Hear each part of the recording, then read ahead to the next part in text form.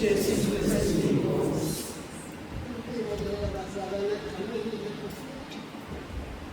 Jesu Kristu. Jesu Kristu uyinkosi. Jesu Kristu inkosi. Ngisho kulesi simo engikuso nami bengasilindele, nami bengasilindele ukuthi ngizoba nkosi, kodwa bekusa ubuhlungu baphumane kulesi singenguso sokugula. Ngigula ngingazi futhi ukuthi okuyikhona ngilandisa umuntu ukuthi ingathi amehlo angiboni. Abazali ngendlela sabantu sengabuza njalo kodwa angisaboni kahle. Ukuhamba lapha emayoni sengiyakhathama ngisaba. Kade ngihambe kamina ngihambile. Kodwa ukuthi esikhathini zamanje ngisengathi ngibanjiwe, sengathi ngisho. Ngiyambuza uNkulunkulu ukuthi angikhulule. Lesi sikhathi engikusesikhathi engimdinga kakhulu. Isikhathi ongathi ngiyaphenduka. Sengathi khona ngiphendukayo. Ngimukela inkosi.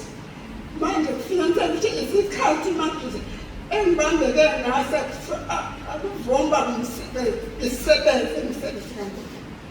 Akuvuma nokuba ngihambe.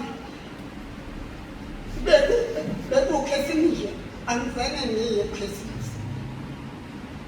Ngisebathathwa abantu abathi asale sivakashele eDelmiti siyobona obani. Ngahamba ilanga engaze naphutha ngalo nabantu ngahamba ngena. Akazange wenze nje umthandazo ngaphandle wenze uphinde konke lokho ngamubheka uNkulunkulu noma sengisekhaya sengibuyele ngisekhaya. Ngathi abanye banizibeze kaNkulunkulu kukhisimusi kuyilanga lokugcina enyakeni. Kodwa mina angikaze ngababikho. Ngithi ngiyamnxusa uNkulunkulu ukuthi angibuyisele endlini yami ngikukhonza. Ngimkhonze ngokweqiniso, ngimsebenzele ngokweqiniso. Ngoba uma kufika isikhathi manje sokuba ngihambe emhlabeni, kufanele ukuthi angibhilile, angisemsebenzele uNkulunkulu, angisafakazi ngaye, angisenzi lutho, sengumuntu, sengihamba ngibandwe kanjalo ngithathaniswa. Angazi ukuthi ngithathaniswa ngiyinkonkuthe ngami ngivale kamehlo.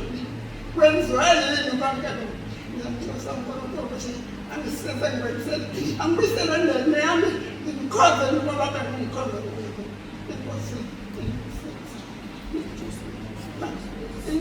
Inkosi bafakala inkulu kuthi nasengibona ubuhle obukunomuzi sengibona ubuhle obenzeka la ekhaya. Manje mina ngisabona sengihamba ngibanja kanjani, sengibona abantu khona nabesilisa bengasabaziyo, sekukhona nakakhosikazi ngesasa, sengibona ibandla kwilapho ibandla manje ngisengibona angazi nje ngathi lolu bantu. Manje ngivaze amehlo, angisaboni emehlweni. Manje ngivaze ngizele ukuhamba, angisakwazi ukuyihambela njengoba sengibanjwa yingane. Ngicela umkhuleko, ngicela ukubuyela endlini yami, ngimkhonze uNkulunkulu, ngimdeke ngamehlo ami lawo ayenginike wona, hhayi ukuthi ngivale amehlo.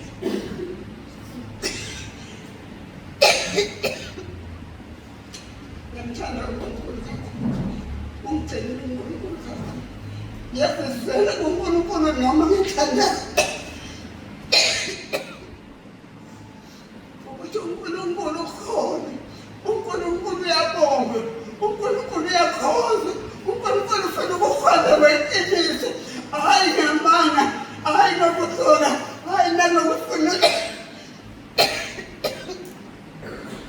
ngimkhonza uNkulunkulu, ngimkhonza nje ngimkhonza nje ngimkhonza sonke isikhathi, ngisibethanela uNkulunkulu, ngisafuna ukubuyela endenini ebengikuyo, ngimkhonza uNkulunkulu, ngimfakazela uNkulunkulu ngokweqiniso, ngenze lokho ebengifele ngikwenze, hhayi ukuthi ngibuye ngimvakashele, ngibuye ngimvakashele. Ngiphathwe ukugula ngakho, angiphethwe ikhanda, angiphethwe isisu, kodwa ngiyaphela futhi ngiyaphela. Buye kuthi ngithi Nkosi nginokunye mina, ngibona nilokhu umthetho ubaba ngiyaphanda. Bazalwane, ngizoyibheka enkosini, ngithi hayi nkosini, ngithi hayi isuke ngizofika, hhayi isuke ngizawuphela, bese ngithela amandla okumkhonza uNkulunkulu, ngingasakwazi nokuhamba, ngingasakwazi ukwenzeka.